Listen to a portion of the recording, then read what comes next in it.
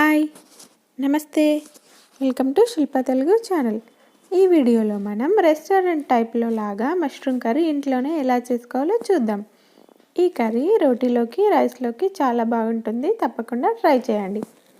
ముందుగా ఒక బౌల్ పెట్టుకొని బౌల్ కాస్త వేడయ్యాక దాంట్లో 1 టీ స్పూన్ జీలకర్ర, టీ స్పూన్ ధనియాలు, 5-6 మిరియాలు వేసుకొని కాస్త ఫ్రై చేసుకోవాలి. అవి కాస్త ఫ్రై అయ్యాక 3-4 ఎండుమిర్చి వేసుకొని కాస్త ఫ్రై చేసుకోవాలి. ఇప్పుడు దాంట్లో 1 ఇంచు దాల్చిన చెక్క, 3 లవంగాలు, 2 యాలకులు వేసుకొని స్లో ఫ్లేమ్ పైన డ్రై రోస్ట్ చేసుకోవాలి.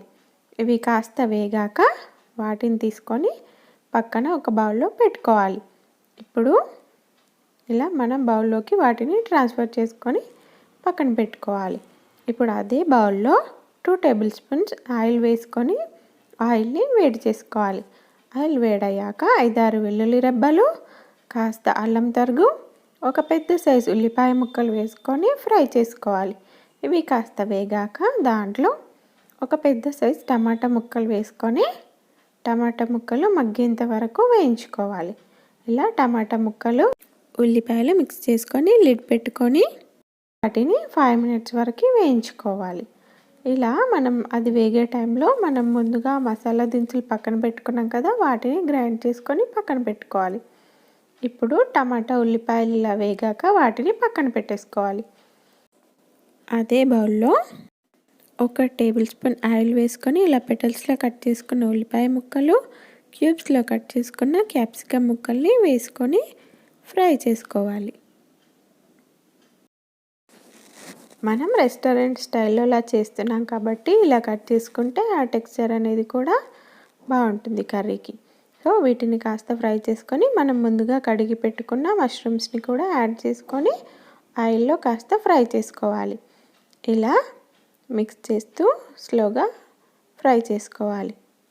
ఇప్పుడు దాంట్లో కాస్త సాల్ట్ వేసుకొని మళ్ళీ మిక్స్ చేసుకొని వాటిని ఫ్రై చేసుకోవాలి. ఇప్పుడు లిడ్ పెట్టుకొని ఒక 5 మినిట్స్ వరకు వాటిని మగ్గనివ్వాలి. ఇప్పుడు అవి మగ్గిపోతాయి. ఇలా మష్రూమ్స్ మరి మెత్తగా అవ్వాల్సిన అవసరం లేదండి. క్యాప్సికమ్ కాస్త మెత్తగా అయిన తర్వాత మనం ఫ్లేమ్ ఆఫ్ చేసుకొని వీటిని పక్కన పెట్టేసుకోవాలి. ఇప్పుడు అదే ఆయిల్లో బిర్యానీ ఆకు వేసుకొని మనం మిక్సీ చేసుకున్న టమాటో ఉల్లిపాయ పేస్ట్ని ఆయిల్లో యాడ్ చేసుకొని మంచిగా ఫ్రై చేసుకోవాలి.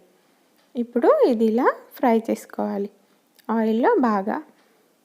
ఇలా ఫ్రై అవుతున్న టైంలో కాస్త పసుపు, రుచికి సరిపడా ఉప్పు, రుచికి సరిపడా కారం వేసుకొని బాగా మిక్స్ చేసుకోవాలి. దీంట్లో కారం కాస్త ఎక్కువగానే పడుతుందండి, స్పైసీగా ఉంటే బాగుంటుంది కదా కర్రీ.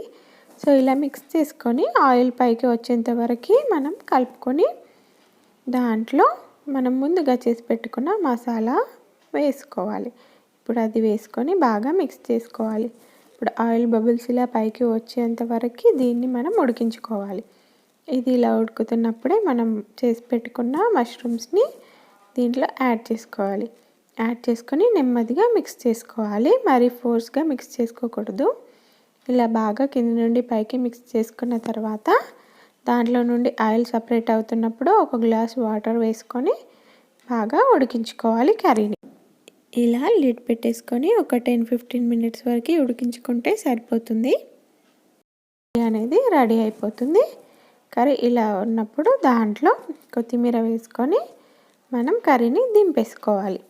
ఇలా చేస్తే మనకి రెస్టారెంట్ టైప్లో లాగా మష్రూమ్ కర్రీ అనేది రెడీ అవుతుందండి. దీనిని రోటీస్లోకి, రైస్లోకి, బిర్యానీలోకి దేనితోనైనా కంబైన్ చేసుకొని ఎంజాయ్ చేయొచ్చు. చూడండి మన కర్రీ ఎలా థిక్గా ఉందో. సో ఇలా రెడీ అయిపోతుంది. ఈ వీడియో మీకు నచ్చినట్లయితే please subscribe to Shilpa Telugu channel.